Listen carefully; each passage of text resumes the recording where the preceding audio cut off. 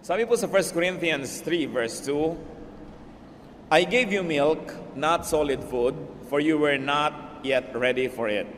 Indeed, you are still not ready.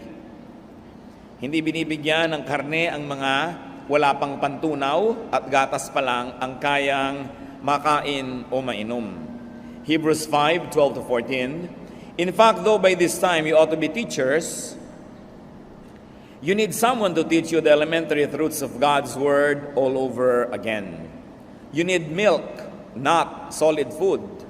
Anyone who lives on milk, being still an infant, is not acquainted with the teaching about righteousness. But solid food is for the mature, who by constant use have trained themselves to distinguish good from evil. Mga salita mula sa Biblia na nagbibigay ng halaga sa paglago, sa pag-mature ng isang tao physically, and of course this is a metaphor, isang talinghaga lamang na ang tunay na tinutukoy ay spiritual growth. Maraming mga tao, matagal ng mga mananampalataya, matagal nang nag-aaral ng Biblia, pero hindi pa nila kaya ang mga katuroang medyo mahirap, hindi pa nila kaya ang mga katuroan na medyo complex, kaya puro basic na lang yun at yun. God wants His people to mature and to grow spiritually. But for that to happen, what we need is an open heart, and what we need is to really be ready for growth. At yan ang nangyayari po sa isang tunay na mananampalataya habang siya nabubuhay sa lupang ito, hindi siya tumitigil lumago sa kanyang pananalig. Ang ating pag-aaral, pinamagatan natin, how to grow spiritually. Paano ba lalago sa spiritual na paraan? Tunay Ama naming Diyos, salamat po sapagkat nais niyo kaming lumago, sapagkat nais niyo kaming makaabot sa inyong kaluwalhatian, maabot ang inyong kamay, and you like to fellowship with us and to share many things with us that only maturity on our part will be able to appreciate. So we ask you, Lord, teach us how we can further mature, teach us how we can grow even more, so we can know more of you, we can enjoy more of you, and you can also enjoy us as your creation. Lead us, teach us, Father. In the name of Jesus, we ask for a simple message, and may you be the message giver. Thank you. In the name of our teacher, our friend, our healer, the Lord Jesus Christ. Amen. How can we grow spiritually?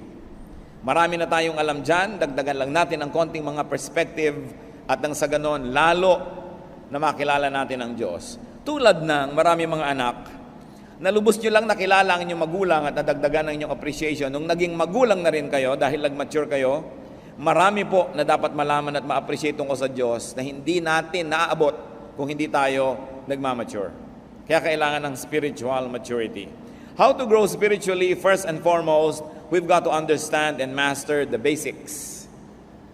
Kailangan lubos nating nauunawa, alam ang pasikot-sikot ng mga fundamental na mga katuruan ng mga pasimulang bagay. Kung sa pag-aaral ng musika ay nagsisimula ka sa do, re, mi, kung western music yan, at sa pagbabasa ay ABC, dapat din naman sa Bible, alam mo yung mga basic na katuruan. At sa mga nagkakamali, ano ang sabi ng Panginoon sa Mark 12:24? Jesus replied, are you not in error because you do not know the scriptures or the power of God? Maraming nagkakamali sapagkat hindi nila alam ang scriptures, ang salita ng Diyos. At siyempre, pag sinabi ng Panginoong Jesus na scriptures, ang tinutukoy niya ay yung tinatawag nating Old Testament. Dahil nung nagsasalita ang Panginoon, siya naglalakad, nagtuturo, hindi pa naman nasusulat at hindi pa nako-compile yung tinatawag nating New Testament. So whenever Jesus makes a reference to scripture, He means Old Testament. That's why it is very important. He says, you are in error because you don't understand the scriptures. Kailangan alam natin yan. Hindi yan napalitan ng New Testament. Doon tumubo yung mga maraming katuruan ng New Testament at dapat ay sinusukat natin yung New Testament sa kaalaman natin doon sa Old, sapagkat doon nakasalalay at doon nakapatong yon at hindi mo mauunawaan ang anumang bagay doon kung hindi yon nakasalalay, kung hindi ang pundasyon ay yung mismong Old Testament. It's important to know the basics of the law, the prophets, and the wisdom literature, poetry, and all that. How else do we grow spiritually? Pursue higher and deeper learning. Di ba't ang puno man, pagka siya ay lumalaki, tumataas ang sanga, pero lumalalim ang ugat. Hindi pwedeng taas ka lang ng taas ng sanga at hindi lalalim ang iyong ugat. Sa konting hangin, tumba ka. Hindi maaari siguro ganun kalalim ang ugat o nalampasan na ng lakas ng hangin yung lalim ng ugat niya. Pero yung mga tunay na malalalim at matitibay ang kapit, yun ay nakatayo pa rin. Yun ang mga nakikita yung survivor. Kaya mahalaga sa ating buhay na espiritual, lumalalim at tumataas ang pagkaunawa. Lumalalim sa salita ng Diyos, so parang lupa na kinakapitan ng ating ugat at kinukuhanan ng mga katuruan at mga nutrients. At lumalaki naman ang application, ang mga naaabot ng application sa pamamagitan ng ating mga dahon. Mahalaga yan. So pursue higher and deeper learning. And in Hebrews 6:1-2, napakalinaw ng sabi diyan, therefore, let us leave the elementary teachings about Christ and go on to maturity. In fact, kung bubuin nyo yung mga kasunod na mga verses nito, sinasabi, let us leave the elementary teachings about baptisms, about the laying on of hands, about being raised from the dead, and about future judgment. Yan ay mga basic things. Dapat lumalampas ka dyan, at may iba pa't napakarami pang ibang dapat pag-aralan sa buhay. But how do you leave the elementary teachings? That means leaving your comfort zone. Paano ka tataas kung ikaw ay afraid of heights? Paano ka susuot sa lupa kung ikaw may claustrophobia? Paano iiwan ang mga dati na't nasa ulot na kabisa at komportable na tayong mga turo kung ayaw natin na mahirapan ang ating isip, ang ating loob? Because whenever you leave something, you leave a comfort zone. Sanay ka na ron, ayaw mo nang iwan yun. Kaya maraming mga tao na nasanay sa ganitong turo, ayaw nang maiba yun, ayaw nang ma-challenge yun, ayaw nang madagdagan pa dahil sabi nila, ay, komportable na ako, ayoko nang magulo pa.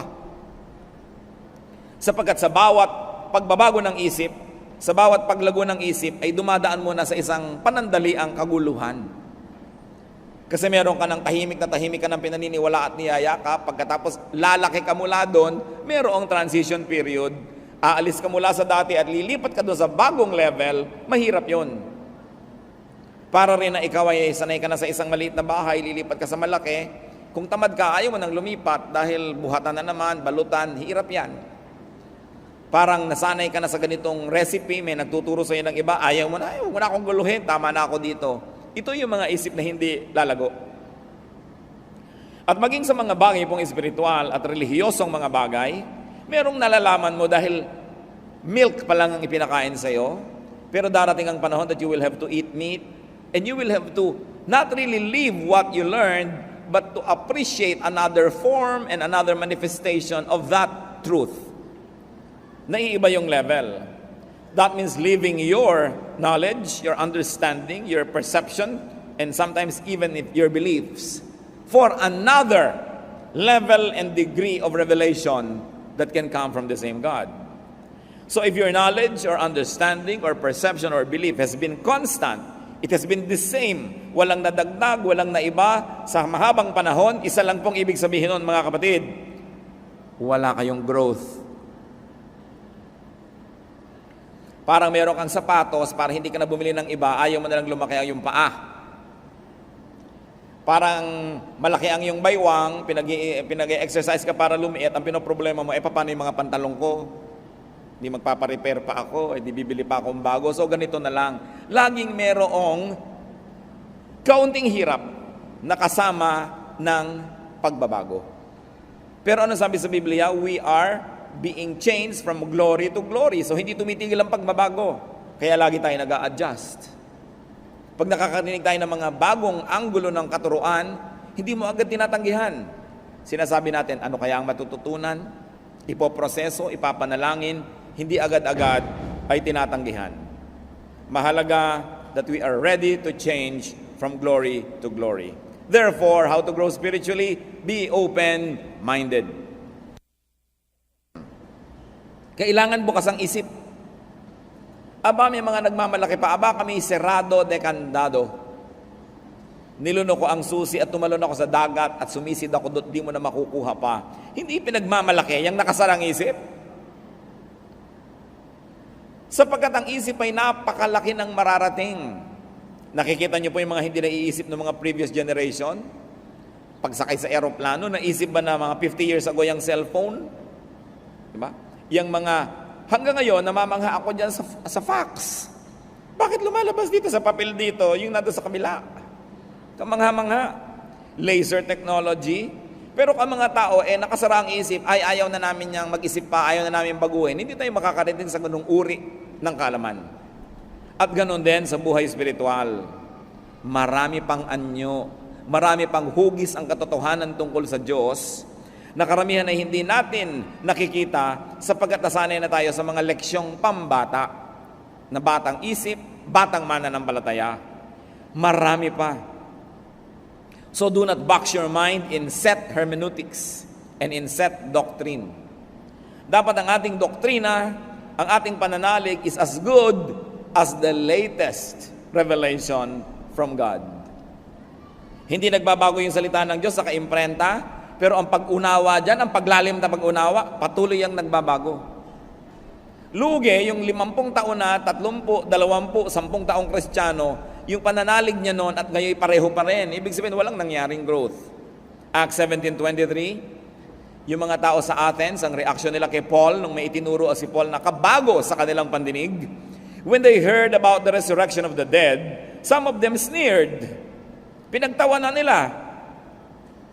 But others said, we want to hear you again on this subject. Hindi sanay ang mga Griego sa ganitong mga katuruan. Bagamat napakarami na nilang alam sa kanilang kabihasnan. Kaya nung narinig nila si Paul, may mga nagtawa at hindi na bumalik, at may mga bumalik pat nag-aral pa. Yun ang nakinabang sa katuruan. So do not readily close your mind. Do not readily reject a new sounding idea. Walang bagong ideya mula nung nilikha ng Diyos ang sandaigdigan. Meron lang new sounding. Bago lang dahil hindi pa natin nakasalamuha at nakita, pero hindi ibig sabihin bagong ideya yon.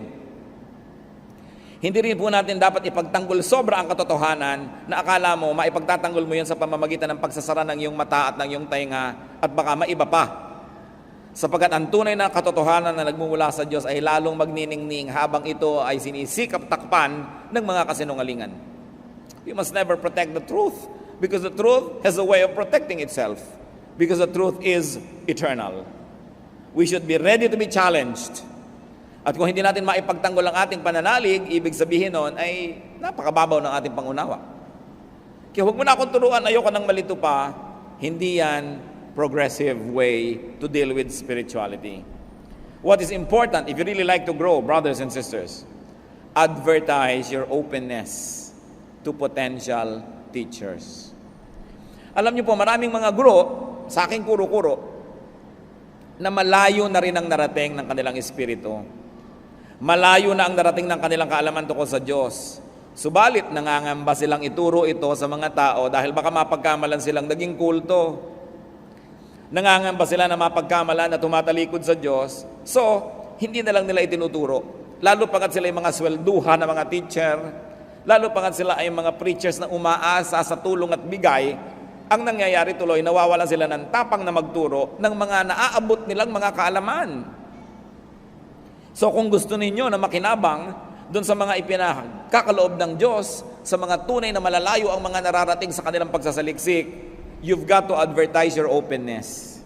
Kailangang ipahiwatig ninyo na handa kayong makinig, hindi kayo magre-react negatively at hindi kayo magagalit agad at hindi kayo magpaparatang at magbibigay ng sari-saring mga hatol sa Kanya para kayo maturuan. Dahil ang Panginoong mismo Jesus, sinabi sa Matthew 7:6, do not throw your pearls to pigs.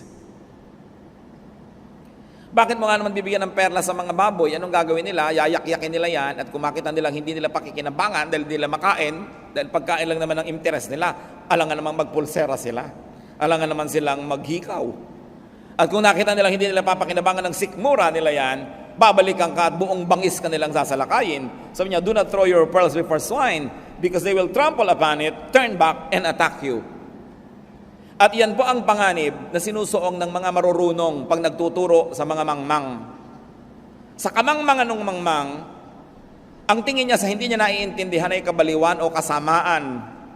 At ang gagawin niya sa nagtuturo, mamasamain niya at kanyang lulusubin yung nagtuturo.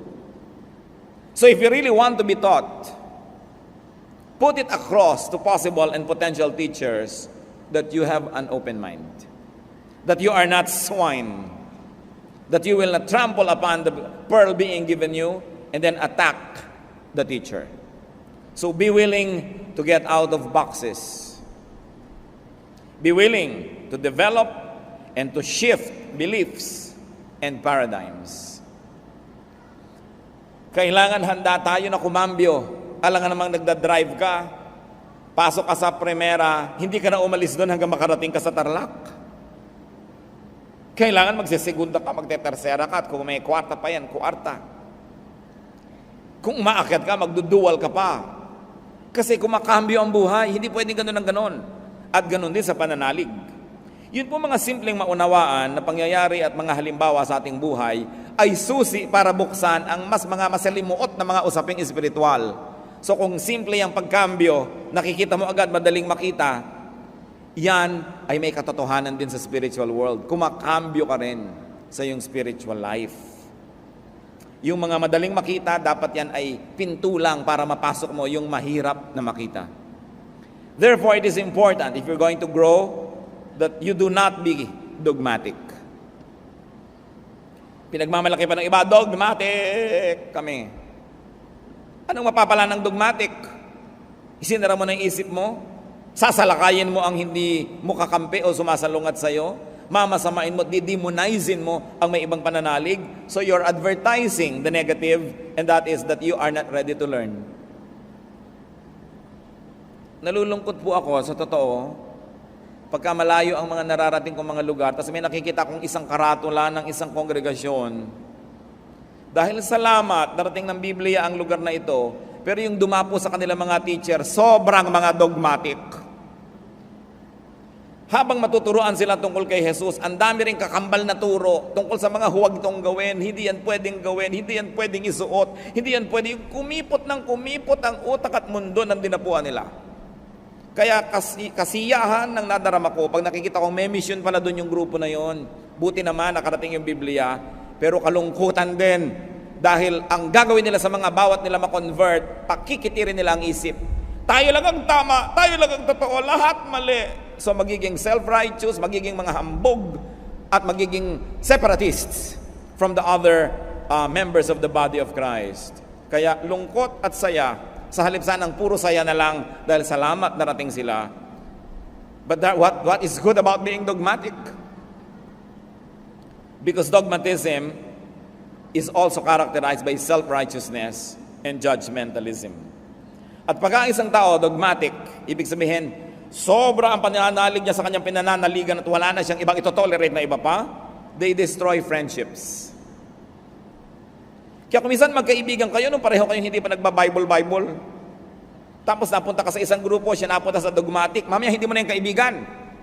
Hindi ka na niyan papasyalan, hindi ka na niyan babatiin kasi naging dogmatic siya. Dahil ikaw ay compromiser, siya ay pure. Dahil ikaw ay mabuti at siya ay masama. So these dogmatic people not only destroys friendships, they also make enemies. At mahirap kaibigan ang ganito na believer, sapagkat ang kanilang pakikipagkaibigan ay may kondisyon. Habang agree ka sa kanilang doktrina, magkaibigan kayo, pero pag hindi na, kaaway ka na niya. Mahirap madapuan ng ganitong uri ng sakit, yung dogmatism. How else can you grow spiritually? Pagka ikay dogmatic, hindi ka na makikinig sa iba. Pagbabawalan ka makinig sa radyo, pagbabawalan kang manood ng TV, pagbabawalan kang umattend ng ganong fellowship, merong speaker sa luneta, hindi ka pwedeng umattend, hindi ka pwedeng makisali dahil kayo ay separatist. So, kikipot ka dahil siya na lang ang napapakinggan mo, wala na't yun na lang at yun. O asosasyon nila, mga 5 o 3 sila sa asosasyon. Sila na lang nang sila. At yun na lang nang yun ang katuruan, so ang mangyayari, liliit ang pananaw. How do you grow spiritually? Go with seekers. Go with thinkers. Because once more, the truth does not need protection. The truth is so powerful that it will always prevail. Luke 2:46-47, ano po ang ginawa ng batang si Jesus? After 3 days, they found him in the temple courts, sitting among the teachers, listening to them and asking them questions. Mga kapatid, wala na yatang hihigit pa na sobrang nagbibigay ng kasiyahan at bunga sa panahon na ginugugol mo na ang kausap mo yung mga marurunong. Yung higit na marunong sa'yo. Ay, napakasanap ko ang higit na marunong sa'yo ang kayong kausap. Tapos you learn how to listen, katulad ng ginawa ng Panginoon. Listening to them. Asking them questions. Kasi pag ikaw ang nagtatanong at nakikinig, pag nag-uwian kayo, ikaw ang may uwi. Uwi-uwi mo yung sagot, uwi-uwi mo yung nadinig mo. Eh yung nagbigay, yung sumagot, yung nagtalumpati, walang uwi yung kundi malat na lalamunan. Walang nadagdag sa kanya, wala siyang napala. So dapat marunong tayong makinig at marunong tayong magtanong. Hindi yung tanong na nang challenge, hindi yung tanong na gustong gipitin mo lamang yung tinatanong mo, kundi tanong na talagang naghahanap ng kasagutan. At alam mo yung tunay na naghahanap? Pag sinasagot mo na, tahimik siya. Hindi nag-iisip na naman ng ibang tanong, at hindi ka patapos, nagtatanong uli, ibig sabihin, nagpapasikat lang yon. Nanggugulo lang yon. So nakikinig ang Panginoon doon sa mga senior, yung mga matatandang mga scribes and teachers. At sa verse 47, everyone who heard him was amazed at his understanding and his answers. So natatanong din siya at nakikipagsagutan naman siya, give and take. Isa yan sa pinakamagagandang investment sa buhay, mga kapatid. Yung nakikisalamuha ka at nakikipagkwentuhan, nakikipag-usap sa mga may alam. Sapagkat ang karunong ay nakakahawa, tulad din na ang kamangmangan ay nakakahawa. So kung ang gusto mo lang laging kausap ay yung ikaw ang bida dahil ikaw ang pinakamaraming alam, at the end of the day, bababa ang iyong kaalaman dahil walang nadagdag. Matthew 13:36, then he, referring to the Lord, left the crowd and went into the house. His disciples came to him and said, explain to us the parable of the weeds in the field. Ang Panginoon ay mahilig magbigay ng mga matalinghagang turo na hindi naman maiintindihan ng marami. Yung mga nagdudunong-dunungan, ayaw ipahalatang di nila naintindihan, so uuwi na sila na mukhang marunong, pero ang totoo ay magiging mangmang habang buhay. Pero yung tunay na naghahanap, kinikilala nila ang kamangmangan, sasabihin, hindi po namin naintindihan, pwede bang ipakipaliwanag at ipapaliwanag sa kanila? Those who ask look like fools for a moment, but they become wise forever. Those who don't ask look wise for a moment, but they remain fools for life. Kaya ang gagawin ng Panginoon, dahil ito yung mga masigasig, tuturuan niya. Sapagkat sa pamimili niya at pagsasala ng mga pagbibigyan niya ng mga mahahalagang katuruan, kumisay nagbibigay siya ng mga talinghaga at tas aalis siya sapagkat yun lang mapagpakumbaba ang susunod-sunod at bubuntot-buntot at magtatanong, ano pong kahulugan? Uupo ngayon siya and with a little group will continue to explain. Sapagkat ginagantimpalaan ang tunay na naghahanap. Ngayon, baligtarin nyo yan. Go with the dogmatic. Go with the opinionated. And the self-righteous, the self-congratulating and self-promoting religious people, what will happen is the reverse. Liliit ang inyong isip, liliit ang inyong mundo, tinitiyak ko sa inyo, at mapupuno kayo ng yabang at galit sa kapwa. Yan ang bunga ng dogmatism. Another way to grow spiritually is to find the Master. Kailangan ating matagpuan ang Panginoon. And to find a master, a little m master, meaning a teacher. People who are on a higher plane of consciousness are important people to meet and to exchange ideas with. Nakita niyo po na ang Panginoong Hesus ay nagtuturo sa bahay ng magkapatid na Mary at Martha? Luke 10:39. Mary sat at the Lord's feet, listening to what He said. Hindi madali para sa isang babaeng tulad ni Maria na maupo sa paanan ni Jesus. Sapagkat noong panahon na yon, sa panahon nila, pag may nagtuturo, mga lalaki lang ang makikinig. At lalo't lalaki yung nagtuturo, mga lalaki ang karamihan ng nakaumpok doon, ang babae, talsik, punta sa kusina, gumawa ng turon. At iyon ang ginawa ni Martha. Yung tama, yung dapat, yung usual, Nung magtuturuan na, pumunta na siya sa kusina.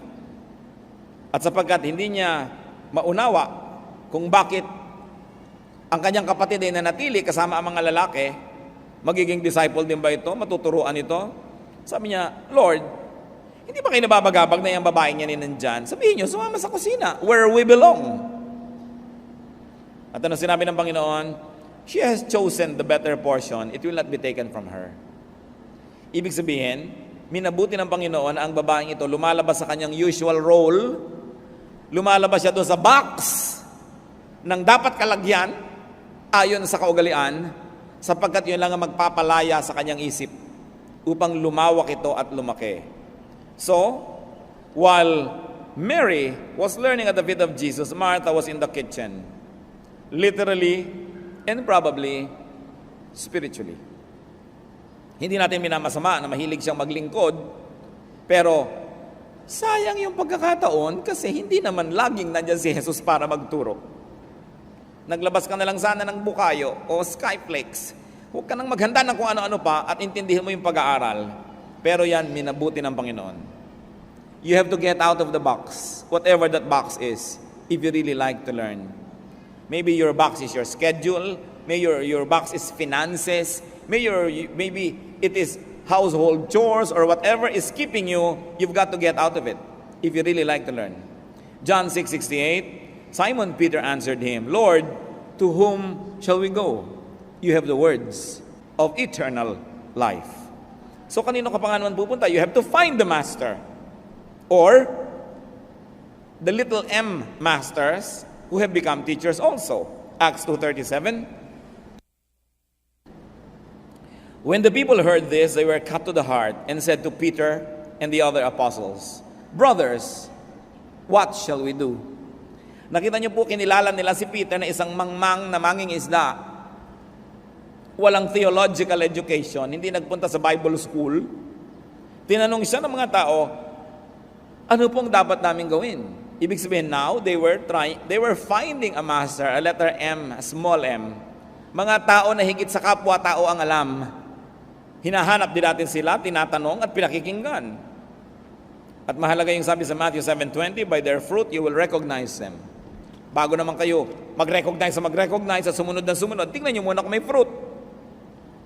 At ang pinakamabisang fruit na dapat makita sa isang mangangaral, hindi yung galing magsalita, hindi rin yung personal na buhay niya, bagamat importante yon. Ang tunay na fruit, anong nangyayari sa inyong puso pag natuturuan niya kayo. Yun ang fruit, na walang ibang magsasabi sa inyo kung tama ang fruit o hindi.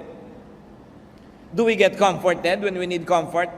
And do we get bothered when we have to be bothered? Yun ang talagang godly teacher. Because the Word of God must comfort the afflicted and afflict the comfortable. So anong bunga sa inyong buhay ng katuruan at ng pagtuturo? Doon nyo ngayon malalaman kung tunay nga ba na isinugo sa inyo ng Diyos ang isang mangangaral. Hindi sa talumpati, hindi sa husay, hindi sa itsura. Bagamat nakakatulong yon.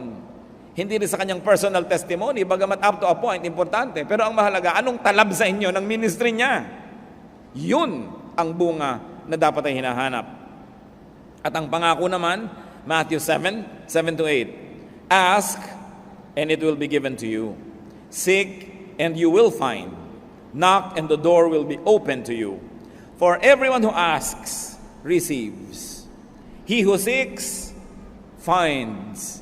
To him who knocks, the door will be opened. Meron akong gustong itanong sa inyo, mga kapatid. Siguradong napakarami nyo nang naidasal sa Diyos.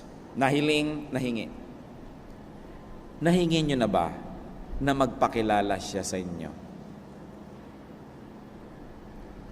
Yung lampas at higit sa Christmas card. Yung lampas at higit sa nakikita natin sa mga bilin. Sa mga magagandang greeting cards. Yung lampas at higit sa itinuturo ng pulpito o ng Sunday school, ng Bible study o ng Bible school. Nahingi nyo na ba sa Diyos na magpakilala sa inyo? Hingin nyo. Sabi, ask, and it will be given you. Kadalasan yung tunay na Diyos, bago natin siya makita, dumadaan ang mata natin sa maraming mga lenses. Lenses ng relihiyon, lenses ng kultura, lenses ng intellect, lenses ng edukasyon, lenses ng kamangmangan, ng ating mga biases, kaya hindi na natin maaninag talaga yung Diyos. Nakita nyo yung Diyos, kung papakinggan nyo ang mga relihiyon, iba-iba ang itsura niya, iba't iba ang kanyang kaanyuan. At kahit mismo sa Kristyanismo, doon na lang tayo sa mga Bible-based evangelical churches, so to speak. Iba't iba pa rin ang madidinig mo na katuruan. Sapagkat kung minsan, ang pagpapakilala ng isang mangangaral tungkol sa Diyos, ayon sa kanyang hilig. Kaya kung mahilig siya magdasal, puro dasal ang ginagawa ng kongregasyon. Kung mahilig siyang magmisyon, puro misyon. Kung mahilig siya sa praise and worship, puro praise and worship ang ginagawa. Kung mahilig siya sa prophecy, puro prophecy. So huwag din kayong mabilanggo sa hilig ng inyong mangangaral. Dahil kapwa-tao nyo lang yon.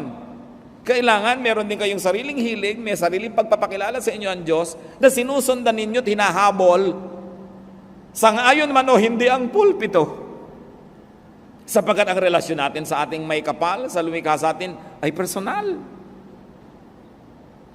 Kaya tingnan ninyo, pag napasama kayo sa kongregasyon na mahilig magdasal, puro kayo puyat na puyat, dasala kayo na dasalan, mga magdamag, no? Dahil yun ang hilig ng pastor. Kung ang napahilig naman niya sa charity, puro kayo charity, feeding the poor, puro street children, inatupag niyo sa buong buhay niyo.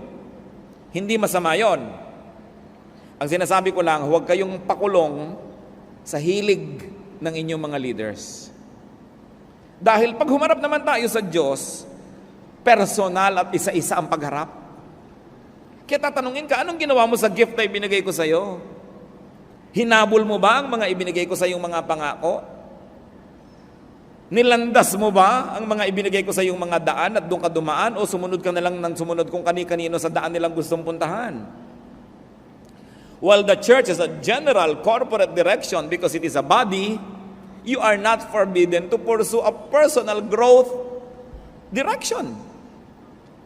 Hanggang hindi mo ginugulo yung church at hindi ka pumipigil sa ginagawa ng church in a corporate way, malaya ka na sundan ng Diyos sa iyong personal na buhay.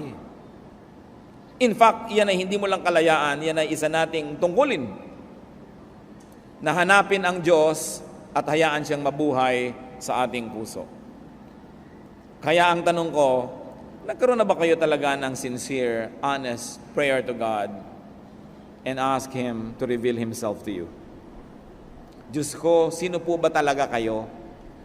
Ano po ba talaga gusto nyo? Baka gusto lang naman ng pastor namin yung nadidinig namin. Yung ba talaga ang gusto nyo? Ito ba talaga ang turo nyo o ito lamang ang statement of faith ng Bible School na pinanggalingan ng aming preacher? Nakakahon po ba kami sa kahon ng iba o talaga bang diretsong itong kagustuhan nyo ang nalalaman namin o nasasala? Kami ba'y minamanipulate ng relihiyon? Kami ba ay minamaniobre at pinapaliko sa kaliwat kanan dahil yun ang mabuti para sa organisasyon o yung ba ang mabuti para sa amin? Kami ba'y mga spare part lamang ng makina ng church na dapat mag-function ang mag-function o end users din kami na minamahal mo? Ano ba talaga kami? Sino ba kayo? Yan ang mga magaganda mga panalangin. Hindi bigyan mo po kami ng kotse, matanggap na pa sa trabaho ang aking anak, may magbigay sana ng pera dahil nasira ang aming bubong. Well, all of these are nice, but they are not the big issues of life. Because what is not important 10,000 years from now is not really important. What is not important when you face God is not really important. Anong mahalaga? Makilala natin siya. Maraming mga tatay hindi nakikilala ng kanilang anak. Malaki sana ang maitutulong ng ina kung ipakikilala ng ina na mabuti ang tatay. Halimbawa, malayo ang mga anak sa tatay, yung nanay nagsasabing, lumapit kayo sa aman nyo, mabait yan. Paangil-angil lang yan, pero hindi yan totoo. Hanggang ganun lang yun. Sige, lumapit kayo. Diba? Kasi kung ipinakikilala mong mabuti, makikilala eh. Meron kang isang kapatid na malayo sa ibang kapatid, pero dahil ang nanay mo, magaling siyang magpakilala, hindi ganyan ang kapatid nyo, kasi ganito lang talaga siya, nakikilala mo. Huwag kayong umasa sa pagpapakilala ng Diyos sa inyo ng pulpito. Dahil malay nyo, may limitasyon yun. Kilalanin nyo ang Diyos, diretsahan. sapagkat available siya. Huwag kayong dumaan kung kani-kanino. Bagamat nakakatulong sa karagdagan nating pagkilala at kaalaman yung dumadaan sa mga nag-aral, naghanda, mga nag-review, pero huwag kayong umasa na lang sa kanila. Kaya ang mga malalaking tao ay may mga press corps, meron silang mga spokesperson, dahil yun ang nakakapagpahugis kung paano sila ipakikilala, kung paano sila ipepresent. Karamihan naman, hindi yun ang totoo, kundi media manipulation lang pala yun. Yun pala ay image lang at hindi reality. So, sino ang Diyos? Gaano kalalim ba ang pagkakilala natin sa Kanya? Ano ang alam natin tungkol sa Kanya? Liban sa sinasabi sa atin ng mga nagtatalumpati at nangangaral. Alam niyo po ang isa sa mga pinakamahalagang paglalakbay ng tao. Siyempre, pag maglalakbay, may pupuntahan. Ang pinakamahalagang paglalakbay, yung makilala mo ang Diyos. Yung papunta ka sa Kanya, palapit ka ng palapit sa Kanya. Maraming mga hadlang dyan. Kumisan, relihiyon pa yung hadlang. No? Dahil misrepresented. Maraming mga tao nagtatago sa likod ng pangalan ng Diyos para magsamantala sa kapwa. Para manghut-hut sa kapwa. Maraming mga tao nag-a-abuse in the name of God. So, hindi mo makikilala ang Diyos kung aasa ka doon. Kailangan ng sariling pagsisikap. At ang pangako ng Matthew 7:7-8, sino mang nagtatanong ay sasagutin. Sino mang kumakatok ay pagbubuksan. At sino mang naghahanap ay pagbibigyan, pagpapakitaan, tuturuan, pagkakalooban. Kanya-kanyang sikap. Huwag niyong iasa sa iba. Lalo yung personal na pagkakilala sa Diyos. Pero, kung kayo mangangahas na magtanong at humiling sa Diyos na magpakilala siya, dapat handa kayo to deconstruct your other religious ideas about God when God really reveals Himself to you. Because most of the things that are in our minds were put there by religion. Sometimes well-meaning, sometimes not. Kaya handa ba kayo na makilala talaga ang Diyos? Another way to grow spiritually is to be discreet with special knowledge. Ang Diyos naman kasi, kung handa ka, tinuturuan ka, kung open ang iyong mind, dahil open, may papasok na karunungan. Pero hindi lahat ng karunungan na ito ay para sa bala na, para sa kahit kanino na lang. Because there's really uncommon and sometimes hidden knowledge. Marami, maging si Jesus. Marami siyang misteryo. Habang sinabi niya, pag mananalangin kayo, iksian nyo. Di ba? Pero bakit minsan magdamag siyang nananalangin? Tapos sinabi niya, pag mananalangin kayo, magkulong kayo sa kwarto nyo.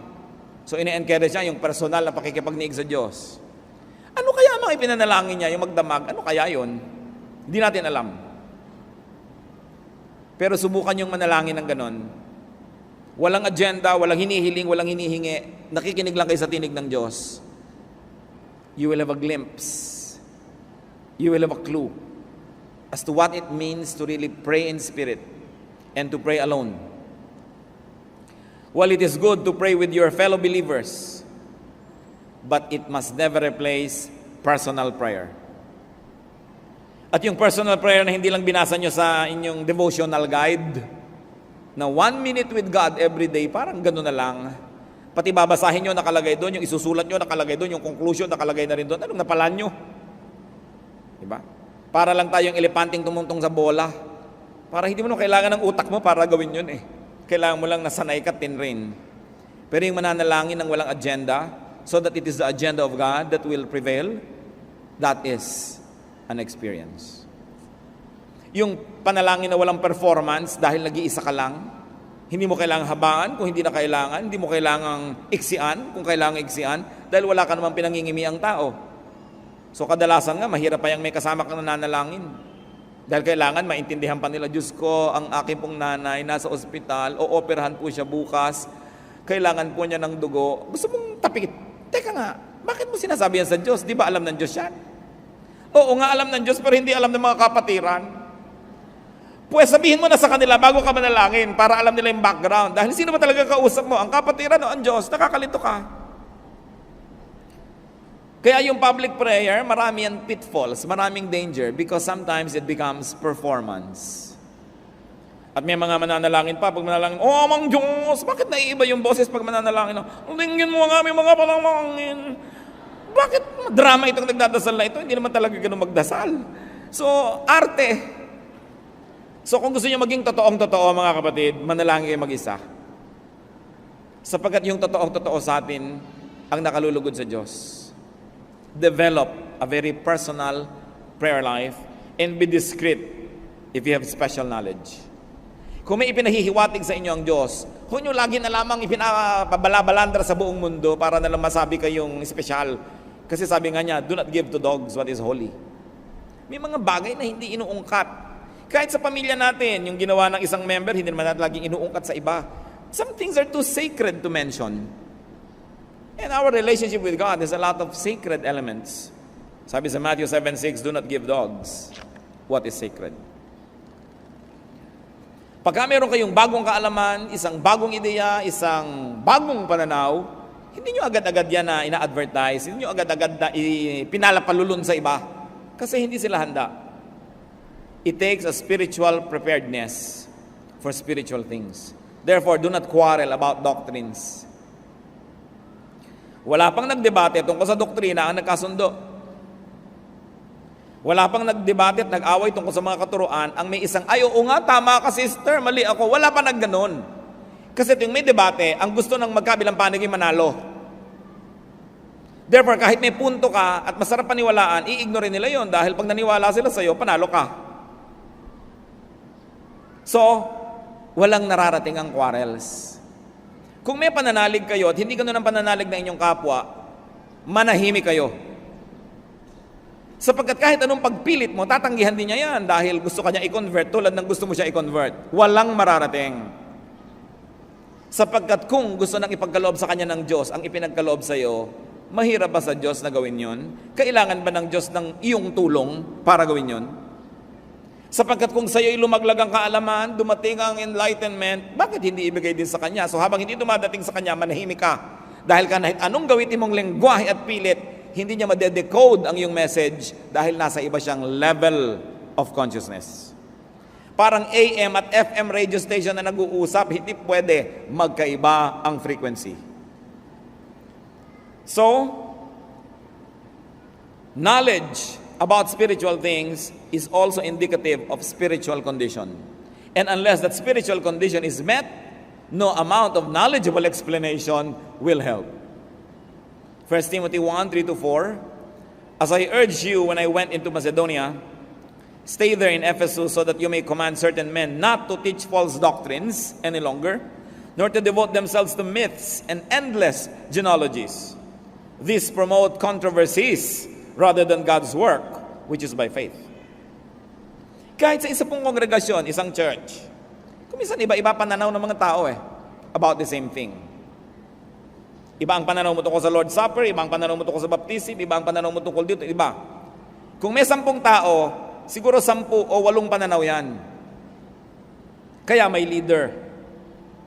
Ano ba ibig sabihin ng leader? I am going there, those who like to go there, follow me. And if you agree with your leader, mga 70 to 80%, manahimik ka na doon sa 80 at huwag mo nang guluhin ang mundo doon sa 20 na hindi ka sangayon. Kasi kapwa mo, meron ding 20 hindi sang-ayon, may 15 na hindi sang-ayon. So, guguluhin nyo ang buo nyong kongregasyon. Ngayon, kung talagang yan ay mahalaga at ipinagkaloob sa inyo ng Diyos, mahirap bang ipagkaloob din sa iba? Ang mahalaga sa isang organisasyon may unity. And I say, if you agree 75 to 80%, malaki na yon. Huwag niyong asahan na mag-a-agree kayo 100%. Si Paul at si Peter nga nagbabangayan tungkol lamang sa circumcision. No? Nagkakagulo-gulo yung mga Christian leaders kahit nung unang panahon. Nagtatalo-talo yung mga disciple kung sino uupo sa kaliwa at sa kanan ni Jesus. So huwag niyong asahang mag-a-agree tayo lahat sa lahat ng bagay. Hindi mangyayari yon. Ang mahalaga, generally speaking, are we agreed on the general direction of the spiritual journey we like to take together? Then we protect our unity from all of these issues so that we will continue to move forward. It is important.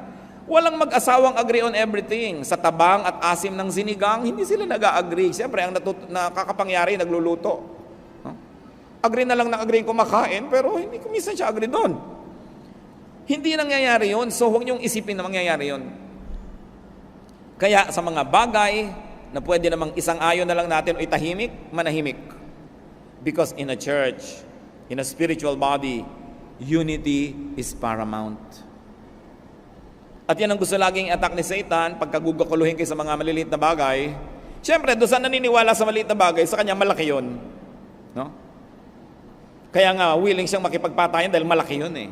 No? Meron bang lebedura ang harina sa Lord's Supper o wala?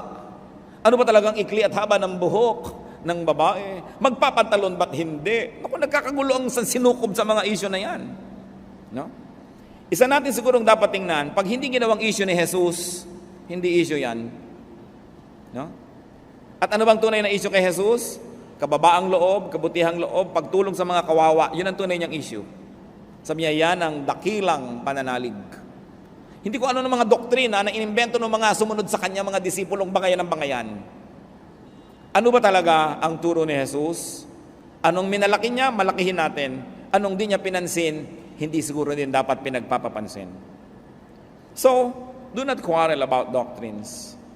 When you have disagreement, you say, oh well, iba-iba tayo ng spiritual angle and spiritual level at this time, so let's put it in the freezer. Huwag niyo naman sasabihin, magkaiba tayo ng level, mataas ako, bababa ka, dahil away na naman yun. Basta magkaiba tayo ng pananaw ngayon. Importante ay tanggapin ang isa't isa. How else can we grow? Meditate. Sabi sa Psalm, on your law I meditate day and night. Hindi sapat na nakinig kasi listening yon. Hindi sapat na nagbasa, reading yon. Iba yung meditation. Nananahimik lang tayo at hinahayaan nating akayin tayo ng Espiritu ng Diyos kung saan tayo gustong dalhin sa ating pag-iisip. Ihayag ang gusto niyang ihayag, ipaliwanag ang gusto niyang ipaliwanag. Siya ang nasusunod sa meditation, hindi tayo. Sa reading, yung mata natin, kung sa mo dalhin, yan ang binabasa. Sa listening, kung kanino mo ituon ang tenga mo. So, sa meditation, you let the Spirit of God lead you. Kaya napakahalaga po sa spiritual growth yung meditation. Dahil dyan ibinubunyag yung mga hindi natin sukat akalaing maintindihan pala natin, hayaan natin ang Espiritu ng Diyos. Psalm 119:27. Let me understand the teaching of your precepts, then I will meditate on your wonders. Psalm 37:7. Be still before the Lord and wait patiently for Him. Be still, be quiet, and let God speak to you. Kinausap niya yung mga propeta nung araw, isinulat, binabasa natin ngayon. Pwede ka rin kausapin ngayon nang hindi nakasulat dyan, kausapin ka. Kaya lang, huwag mong gagawing doktrina para sa lahat yung sinabi sa'yo. Kasi sa'yo lang yun sinabi. Hindi kinausap ako ng Diyos, ang sabi, pautangin mo ako. Aba, ba't ako nasangkot sa usapan nyo ng Diyos? Kung papautangin kita, dapat ako kinausap na pautangin mo si ganon. Eh, ikaw palang kinausap, ba't mo ko isasali dyan? So, ang mga personal na revelation ng Diyos, nagre-reveal pa rin ng Diyos, hindi naman siya nagbabago eh. Pero hindi mo dapat gawing doktrina para sa lahat. Yun ang panganib. Yung personal na sa'yo, gagawin mong doctrine. Sa'yo lang yun. I-apply mo lang yun personally. But don't force others to get into that situation. Psalm 63:6. On my bed I remember you. I think of you through the watches of the night. So may first watch, second watch, third watch, fourth watch. Kasi hinati nila ang gabi into 3 hours. So 3 times 4, yun yung 12 hours of the night. Kaya may mga fourth watch, ibig sabihin yung mag-uumaga na, ayan na, tapos ang paghihintay. So marami mga watches of the night. So sabi niya, I think of you through the watches of the night. Yung talagang iniisip mo ang Diyos, nakikipagniig ka sa Kanya, wala nang hihigit pa na purong-purong kasiyahan kaysa sa pakikipagniig sa Diyos. At yun ang dapat nating hindi nababaliwala. It's different to attend church, it's different to go to a Bible study, it's different to praise and worship, and it's different to meditate. Kasama dapat yan sa ating buhay spiritual. And finally, among the few that we like to talk about today and how to grow spiritually, Live out new knowledge. Ipamuhay ang nalalaman. Incarnate new understanding. Because it is in the mind, it must find its realization in the physical world. So you have to do what you know. You are what you know. What you know must become what you are. Operationalize new realizations. Meron ka palang nauntindihan, naunawaan, paano mo gagawing totoo ito sa iyong buhay? Practice spirituality. Because then and only then can it be shared with others, not through the mind, but through your practice and example. James 1:22, do not merely listen to the word and so deceive yourselves. Do what it says.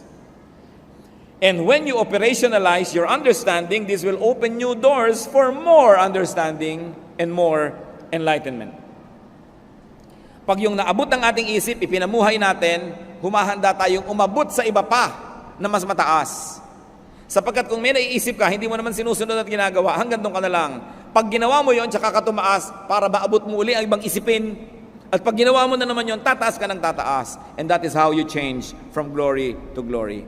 Many of us do not grow spiritually because we do not practice what we know. Alam natin, pero hindi natin ginagawa. Alam mong dapat ka magpakumbaba, hindi mo naman ginagawa. Alam mong dapat ka makipagkasundo sa nakikipagkagalit sa'yo, hindi mo naman ginagawa. So hindi ka nalalampas sa alam na yon.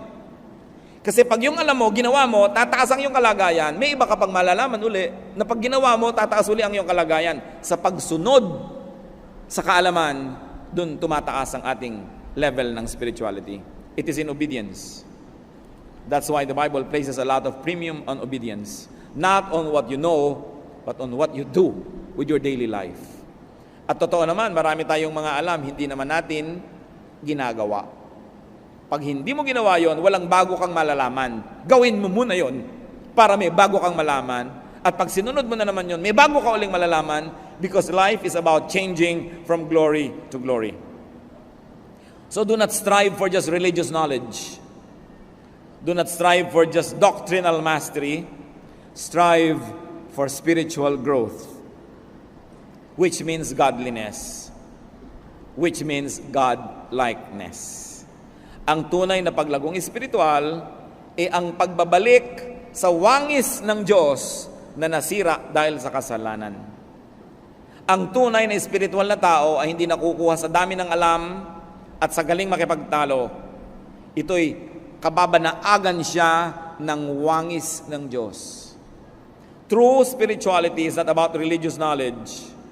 It is about being more and more like the essence of God. Because our spirituality is supposed to transport us back to the image that was lost in the Garden of Eden. Therefore, true spiritual growth is to become more and more like God.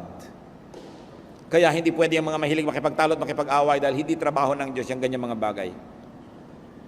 2 Corinthians 3:18, and we are being transformed into His likeness with ever-increasing glory, which comes from the Lord, who is the Spirit. Transformation is what is important, not information, not knowledge. Transformation. Being what you know. Doing what you preach. Being the truth, not just knowing the truth. Incarnating an idea into real life, into physical life. And of course, this growth leads to love and to loving kindness. And it grows to peace and serenity. Ano ang ending ng spiritual growth? God-likeness, love, peace, serenity. Kung hindi tayo doon nagwawakas, ibig sabihin hindi tayo nag-grow spiritually. Maybe we only become better informed, more knowledgeable, but not really more spiritual. Ang wakas niyan, peace. Hindi ka nabubuhay sa takot, hindi ka nananakot, hindi ka nakikipagbangayan, payapa ang iyong loob. Meanwhile, misguided religious knowledge usually leads to confusion, to power play, to self-righteousness, and to trouble. Sabi sa 1 Corinthians 1:12, what I mean is this: one of you says, I follow Paul, another, I follow Apollos, another, I follow Cephas, still another, I follow Christ. Sabi, hindi yan ang tunay na spiritual journey. Competition ang tawag dyan. 1 Corinthians 3:4, when one says, I follow Paul, and another, I follow Apollos, are you not mere men? Unawain natin ito. Pag hiwa-hiwalay kayo watak-watak at nagko-kompetisyon, di ba tao lang kayo? So ano palang ina-expect sa atin? Lumampas sa pagiging tao lamang. Bumalik sa wangis ng Diyos. Mahigitan ang pagiging tao lamang. Transcend being just mere men or women. Grow beyond religious issues. Fly above the clouds. Grow. And for this to happen, you have to be ready for different perspectives, for metamorphosis. But it will end in peace. Kasi ganun lang yun. Meron kang thesis, merong antithesis, nagbabangayan, pero sandali lang yon, then magkakaroon kang synthesis. You will have wholeness, and you will have peace. How much do we know God? How spiritual are we? Hindi tinatanong how religious. How spiritual? How much do we reflect God in our being? Aming Diyos, salamat sa mga paalala nyo. Salamat po na maaari kaming magbulay-bulay at ilagay ang aming sarili sa isang lugar na maaari kami magsukat kahit paano at nang malaman namin kung kami ay espiritual o relihiyoso lamang. Ituro nyo sa amin, Panginoon, ang mga dapat namin gawin. Gustong-gusto namin kayong makilala. Turuan nyo kami maging bukas ang isip. Turuan nyo kami, Panginoong, makinig. Turuan nyo kami magsala ng mga mali. Teach us right from wrong so we can be more and more like you. Magbulay-bulay tayo, mga kapatid, sa ilang saglit ng tahimik na pananalangin at siyasatin ninyo sa inyong puso kung ano ba ang spiritualidad natin. Saan ba tayo nakatayo? At kung meron tayong naunawaan, ipinaunawa ng Espiritu ng Diyos, hilingin natin sa Kanya na tuloy-tuluyan niya tayong turuan. Kung may nakita nating maling hakbang, maybe a weakness or a mistake, backtrack and ask God to lead us. Mahalaga mag-grow. Hindi lang mahalagang umuupo, nakikinig, tumatayo, pumapalakpak. It's important to be more and more like God. Manalangin tayo quietly as the Spirit of God leads us.